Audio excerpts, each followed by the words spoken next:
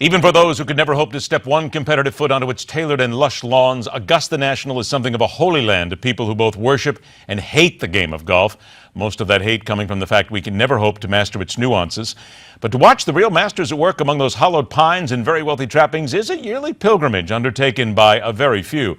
One of those who has it on his calendar every year for more than just birdies and bogeys is the man who invented the concept of sports business and interpreting the dark corners of sports.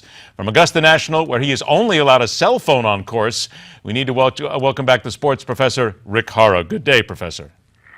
Well, you're not really allowed a cell phone on course, so let's just assume that it's happening. Okay, how's that? You taught me how to deal with kind of general statements that let's just say we're somewhere within the impact of the Masters. How's that? Just remember, It's always easier to ask for forgiveness than permission, and we all know that.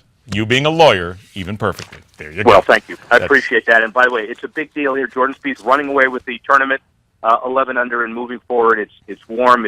It's sweltering, but he is hotter than anybody else. You know, we talked about how he generates some dollars. Lagardère Unlimited, their big client, and Phil Mickelson's also one of theirs. You know, we'll talk about all this, but he's now a big spokesman for AT&T. He's doing a Don't Text and Drive deal. He's got others, and if he's the next big thing, You could only hope to play golf like he does. Isn't that fair? No, that's never going to happen. Isn't it fair to say that when you're talking about the sponsors of the players, because everybody has them on the hats, they have them on the bags, different places like that, that this is worth tens of millions of dollars to people simply just because even if you don't win the Masters, but at least you're in contention and you're being seen on the national broadcast and seen by those very wealthy people who are there in Augusta?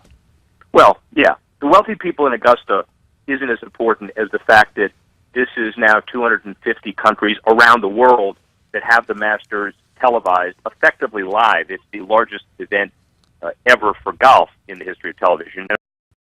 Those who were starting the tournament had a 200-mile blackout. We've talked about blackouts in other sports because they want to sell more tickets. Well, it's a lot different today, clearly. It is about $150 to $200 million of impact here in Augusta, my friend, and one of the reasons why is because this is the preeminent tournament that everybody goes to.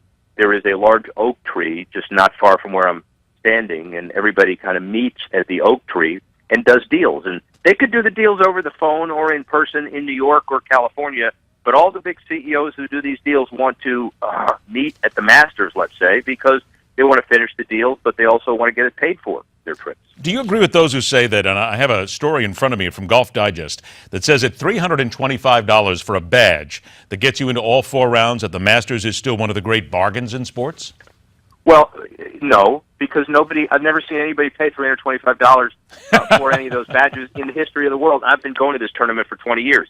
The deal is $3,000, $4,000 beginning of this week because of Tiger, and badges are very highly coveted because those are important on the secondary market. You get it because you're a member of the famed Augusta National Club. You pass it on to generations. And, oh, by the way, Billy Payne, who directed the Olympics, now directs this tournament and the Masters Augusta National, and says, well, we're not going to allow you to pass it on beyond one generation. If your father dies and your grandfather and the next kid, we're taking it away from you. So yes or no, that's a good thing, but now more people have access to more of them. But I've never seen anybody spend $325 for that ticket. I do have the face value ticket right here. It's really important because nobody's ever paid that. Golf Digest, of course, will only do that because, again, it's Golf Digest, so they will point that out. 20 seconds left here. What's the real allure for you at Augusta? You personally? Being here on a regular basis, getting to see the people in the industry, hobnobbing with people who, frankly, would kind of ask next week, where have you been and why weren't you here? And by the way, kudos to my daughter. She's rising junior at Duke, wins the national championship, probably spend more money now because she may want to go to graduate school at a very expensive institution. Oh, what a week. National championship at Duke, going to the Masters, and capping it off by spending 4 minutes with you. How's that? Doesn't get any better. Cut those deals, sports professor, because you're going to have to make a little more money. Rick Horrow, thank you, my friend. We'll talk to you again next week. Enjoy the golf. I'm in. Later. All right. Take care. Stay with us because we question everything. MidPoint continues.